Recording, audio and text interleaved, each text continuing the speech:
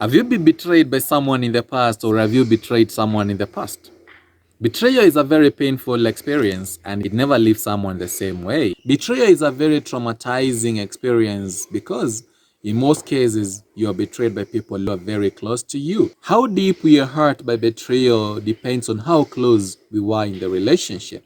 William Blake once said that it is easier to forgive an enemy than to forgive a friend. Every betrayal has its own story, and therefore every healing process has its own story as well. Betrayal has many ingredients. For purposes of our conversation today, we look at just but a few of the ingredients that composes betrayal. First, the self-centered attitude.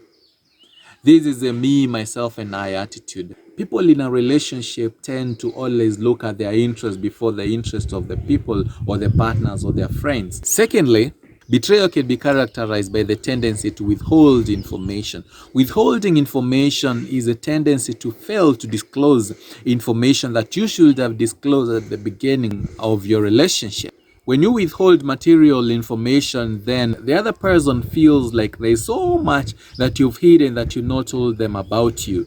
Besides, taking advantage of one's vulnerability is another ingredient of betrayal. Lies is another category of betrayal that can be very traumatizing, especially when you go by the back of your friend and stab them.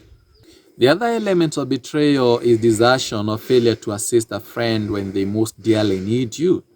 In addition, emotional distancing can be a very traumatizing ingredient of betrayal because you make the other partner feel like the emotions don't matter. The last and the most important element of betrayal that we cover today is the extra-relational affairs. This is the sexual infidelity. The reason why this type of betrayal is very painful is because it touches on someone's identity. Someone who has been betrayed by their partner feels that like they are not adequate, and as a result of the inadequacy, the partner went out of their marriage. There are 1,001 reasons why people betray other people. However, for purposes of this conversation, we look at just but a few. First, people with a low self-esteem have a skewed self-perception, and as a result, they contract relationships that in most cases are abusive. As a result, they are easy prey of betrayal. The other reason why people betray other people is as a way of dealing with inner pain. People feel like when they betray other people, they are resolving the pain that is within them. Thirdly, people betray others as a way of manipulating them and making those people that have been betrayed feel helpless and powerless. There are a few fundamental techniques that you can cultivate in order to avoid betrayal in your relationship. First, honesty. Be truthful all the time. Be the first one to point out your mistake and apologize. Secondly, appreciate your partner's feelings and concerns. When they ask you a question, do not hesitate to answer the question. Do not try to be defensive even when you are wrong.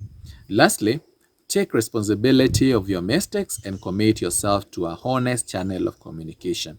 I hope you've been inspired to avoid betraying or even being betrayed in a relationship setup.